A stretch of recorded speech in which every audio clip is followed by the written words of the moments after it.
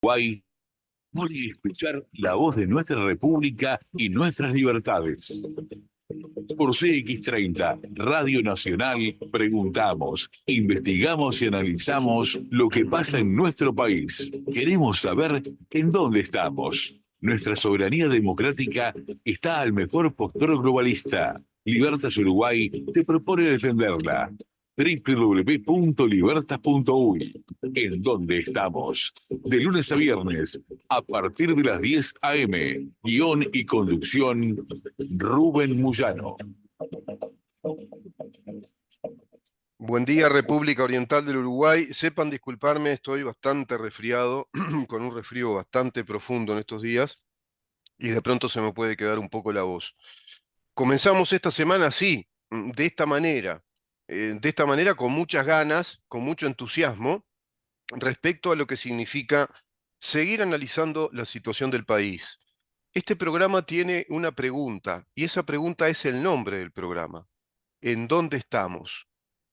Bueno, esta pregunta se transformó en una visión de país, en una visión, en un concepto y especialmente en una visión que hace al concepto de repasar la república, el Estado de Derecho, la democracia, y al repasar los conceptos básicos nos damos cuenta que la hemos perdido. Y la hemos perdido en un juego político que simula continuar con esa república democrática y ese Estado de Derecho, pero todo ese juego político está inclinado a favor de los privilegios y de las ideologías de las izquierdas marxistas en nuestro país, congregadas o coalicionadas en el Frente Amplio, pero también en su brazo armado político que es el PIT-CNT.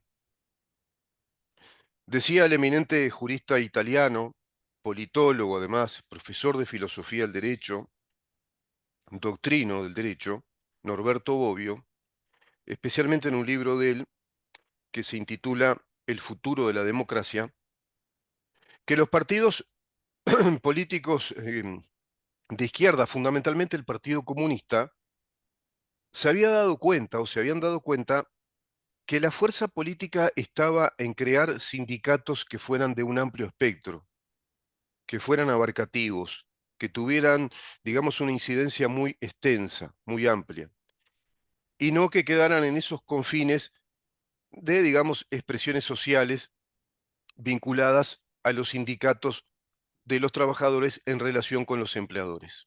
Claro, a partir de ahí se dieron cuenta que el Partido Comunista, que estaba tan sobrevaluado como instrumento político revolucionario, tenía que ser la usina política, es decir, el laboratorio detrás de las actividades sociales que se generaran precisamente desde ese laboratorio de las ideas marxistas-leninistas. Y así lo hicieron.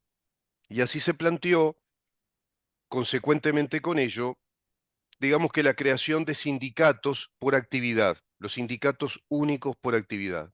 Esos sindicatos únicos por actividad, que son los que imperan en Uruguay, van a marcar el rumbo político de los países y del sistema político, dado que se convierten en ese instrumento social, laboral, sindical y político a la vez que incide fuertemente en la sociedad, dado que abarcan toda una actividad económica y se convierten en una gran corporación de impacto en cuanto a lo que decida y en cuanto a lo que pretenda negociar. En eso consisten las negociaciones colectivas y los consejos de salario, y todo esto surge, dice Norberto Bobbio, a raíz de la creación que hizo Mussolini, precisamente en 1927 con la Carta del Laboro, pretendiendo tener sindicatos coalineados o alineados al gobierno y cámaras empresariales alineadas al gobierno, es decir, sindicatos que fueran corporaciones que abarcaran toda una línea de actividad económica, todo un sector de la actividad económica y que estuvieran, por supuesto, alineados al gobierno.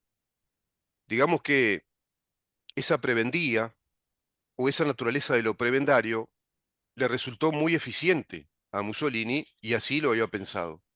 Eso mismo piensa posteriormente el Partido Comunista en su internacional y entonces se da cuenta de aquel argumento de Carlos Marx de que los sindicatos tenían que ser fuertes organizaciones de militancia y de concientización ideológica.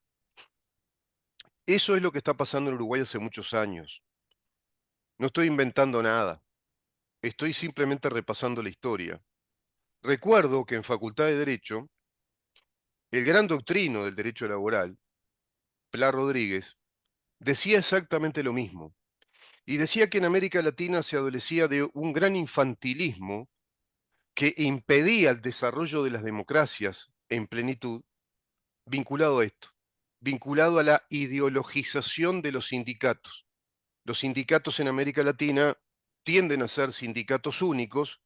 Miren Argentina cómo está, miren cómo está un gobierno que pretende recomponer el Estado de Derecho argentino, pretende recomponer los principios establecidos en la Constitución argentina y tiene, bueno, como tiene Orsi, trabas por todos lados. Y en ese sentido se da porque son sindicatos únicos por actividad con magnates sindicales, es decir, con oligarcas que se van enriqueciendo inclusive en esas corporaciones sindicales y dejan de representar a la clase trabajadora. No representan la clase trabajadora, representan intereses políticos desde la prédica de una, perdón, ideología. Van predicando una ideología. Esa ideología, que es el socialismo comunista, es la que les da sustento y razón de ser en la actividad social, en la viva actividad social y política.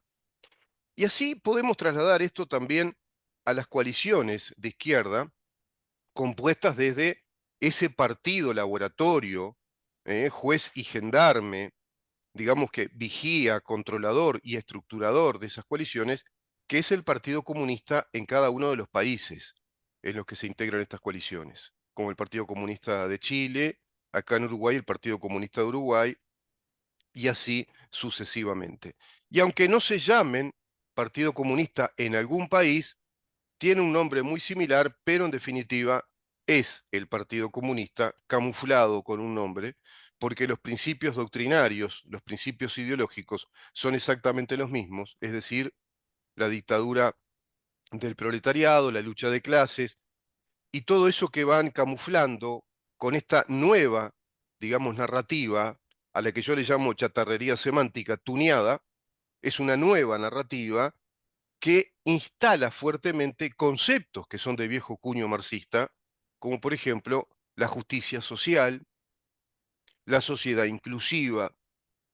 Le agregaron el componente muy fuerte de una bandera cultural marxista por excelencia, que es la bandera LGBT, planteando la sociedad de la diversidad sexual.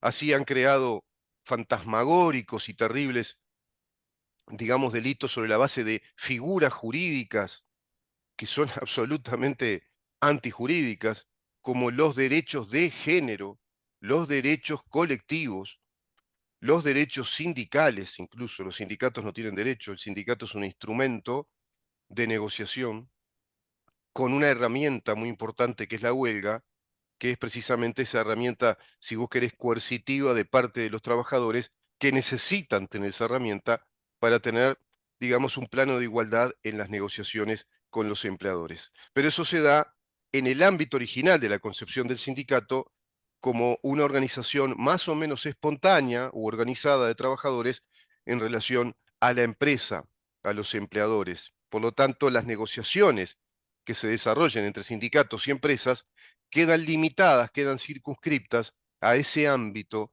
de las relaciones laborales, y no como pasa en nuestro país, que se instalan como políticas de Estado, como políticas públicas. Política de Estado la han instalado desde aquellos decretos de Julio María Sanguinetti que establecían las mesas, digamos, de negociación colectiva con los consejos de salario para que los funcionarios públicos negociaran con el Estado representado por el gobierno, lo cual contradice, y contradice, te digo, violentamente desde el punto de vista conceptual.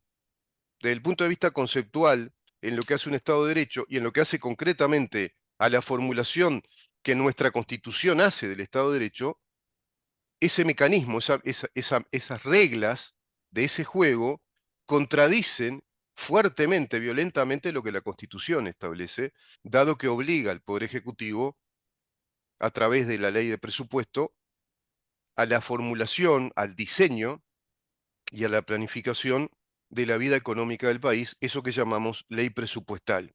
Artículo 214, un artículo largo, léanlo, está en la Constitución de la República, y en ese artículo no hay nada que indique que la Constitución conciba que los funcionarios públicos puedan organizarse desde sus sindicatos en calidad de funcionarios públicos y negociar con el Estado representado por el gobierno que está en ese momento. Gobiernos que son itinerantes en una democracia, que van alternando en una democracia. Todo eso rompió algo que es fundamental, y es fundamental entender a nivel de población si queremos hacer ejercicio de la democracia como corresponde. ¿Y qué es eso tan fundamental? Es un concepto, y ese concepto indica que la democracia representativa, conjugada con el sustento jurídico del Estado de Derecho, tiene reglas de juego, y tiene reglas de juego preestablecidas.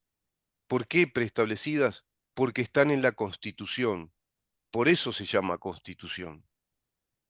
Porque es un documento fundamental, diría Rousseau, un pacto, diría Kelsen, la norma hipotética fundamental de un pacto fundacional, dirían muchos y dicen muchos doctrinos, muchos grandes juristas, politólogos, es el pacto o el contrato fundacional de un Estado de Derecho como una unidad política, jurídica, normativa, nacional, con soberanía nacional.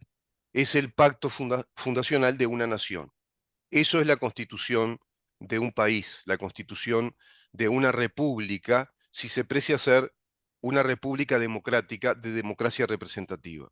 Y la democracia es representativa en tanto los que integran los poderes del Estado que formula la Constitución responden, respetan y representan los mandatos de la Constitución.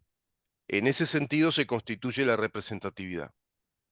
Y como consecuencia hay un mecanismo electoral de representatividad en un régimen de mayorías, pero no fundamenta ni origina la representatividad el mero hecho formal de las elecciones a través del cuerpo electoral eligiendo representantes, digamos, porque no elige solo representantes, elige presidente, elige vicepresidente, elige la designación indirecta que ese presidente va a hacer del gabinete ministerial, elige a los representantes, pero elige a los senadores.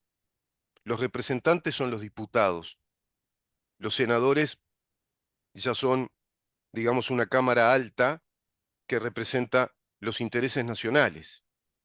Y ambas cámaras, constituyendo el Poder Legislativo, deben representar los mandatos que la Constitución le confiere al Poder Legislativo, es decir, las atribuciones que les confiere, los límites que les impone, para que legislen según lo que la Constitución les indica es legítimo legislar.